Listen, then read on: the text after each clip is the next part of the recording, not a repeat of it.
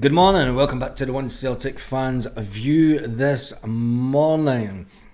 Celtic transfer activity seems to be ramping up, and one of the players we have been linked with has been told to sit out training by his club. Yes, before we talk about the defenders that are being linked with Celtic, the player that we spoke about the other day, Isaac Janssen, Rapid Vienna believe that he will leave the club, with Como set to join Como.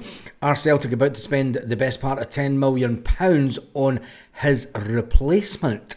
The Swedish winger has been told to sit out training due to the speculation that he is about to be sold. And it's an interesting development.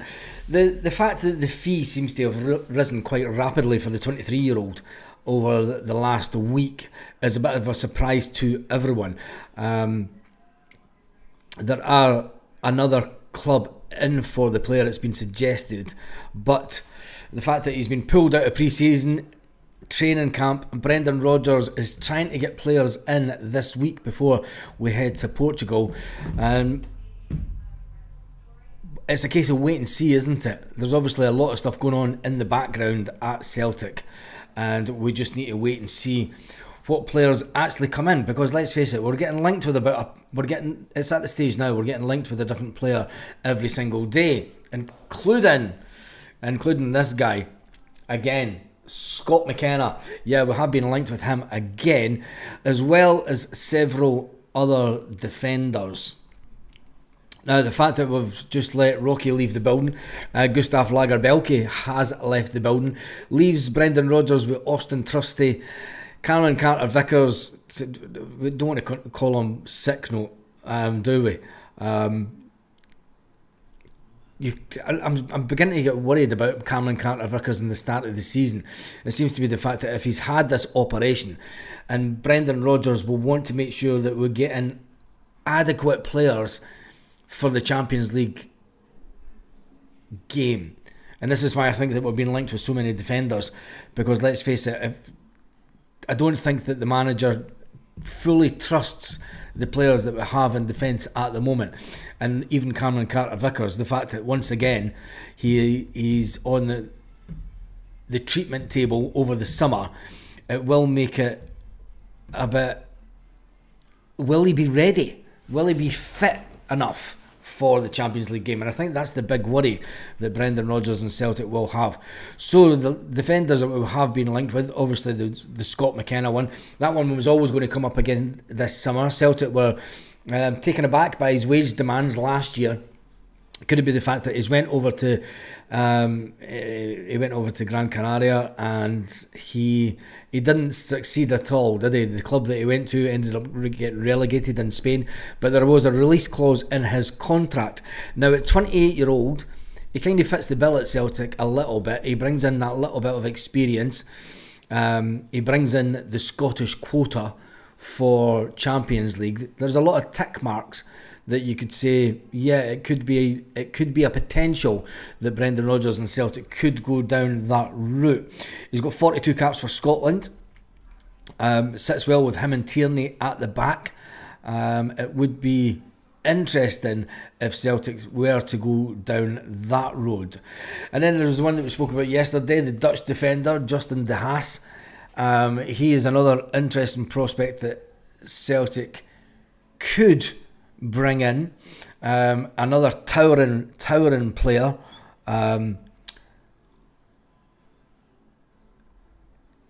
He's one to watch. That's definitely one to watch, that one.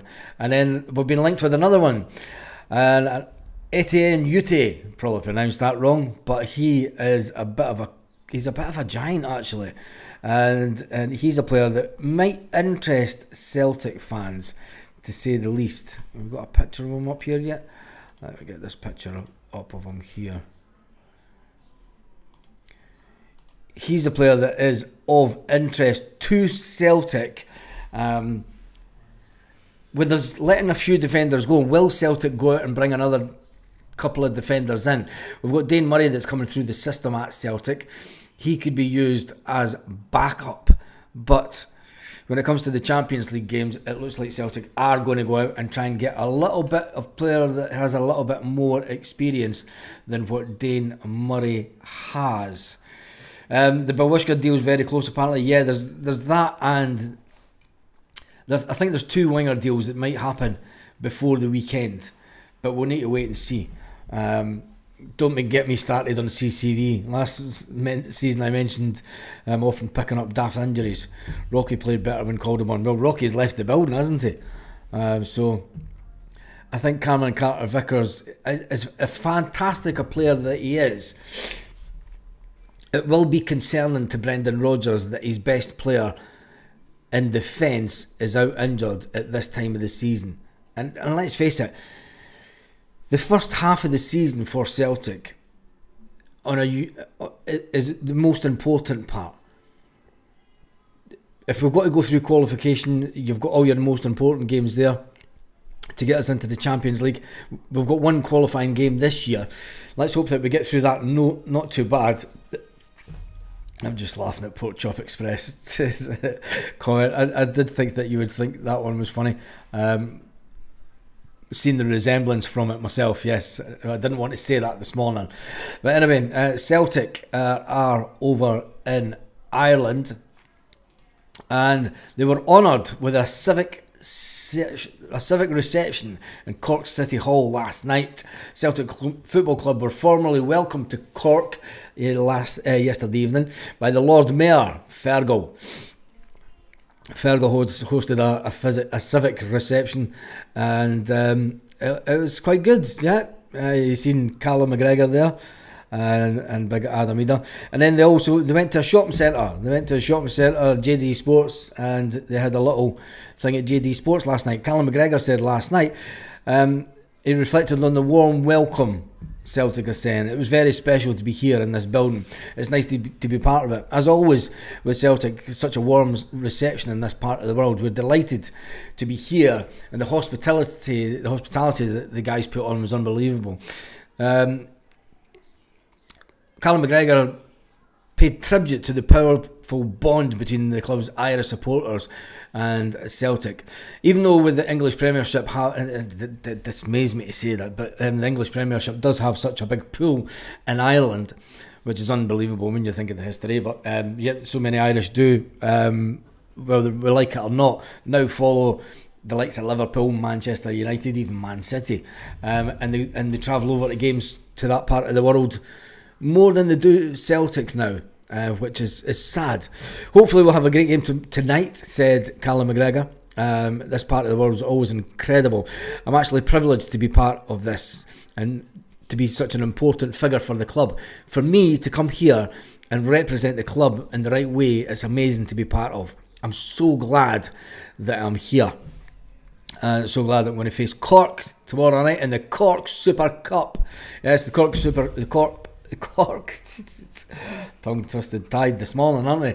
The Cork City game kicks off this evening. You can see it on Celtic television, and you can also catch it on Premier Sports 1. The details are running along the ticker on the bottom.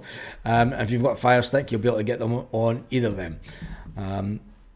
Not that I promote people using illegal. Yes, I do. The way that football has been priced is absolutely ridiculous, and until the powers that be reduce the cost to the armchair fan, I think that it's only then that they would pick up the tab on a bigger basis rather than going down the illegal stream route. But that's a talk for another day. Anyway, so defenders, it looks like Celtic are trying to get in a couple of defenders. It looks like we're trying to get in a couple of wingers. But it's went a little bit quiet in the midfield area. It went a little bit quiet. We have been linked with a couple of midfield players. One in particular, it was 6'5". Seems to be that Brendan Rodgers has went back to his old style of the type of players that he brought in, especially the type of player that he brought in the last time at Celtic. They were always big players, tall players. And it looks like that he's going down that route again. Now, news from Australia overnight also. They're talking about their Socceroo. Their Socceroo is back at Celtic for now. Marco Tilio has returned to Scotland for pre-season training with Celtic, but the Melbourne City remain hopeful that the Socceroos winger will be back for its 25-26 campaign. Tilio left City in 2023, signing a 5-year deal with Celtic, but he returned to Melbourne on the 1st of February last year on loan, and that was extended until the end of the championship winning campaign in 24-25. Tilio said he wanted to test himself in Europe, but was uncertain about his future. He now goes away to see what unfolds at Celtic, and he's wanting to see what his options are. And he wants to make the decision that is the best for his career. Whilst Tilio is again in Glasgow training with Celtic, he's not certain to remain there, he has said, and that's the noises coming out of Australia, with officials believing that the door is still open for the 23-year-old to join Sydney again. So that is interesting that they think that they're going to get him back, and they're also going for an Israeli player. Good luck to them.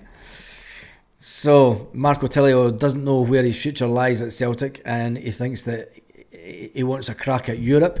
Will Celtic, if Marco is to go out on loan again, he does have that long contract at Celtic, which means that Celtic may get the use out of him one day.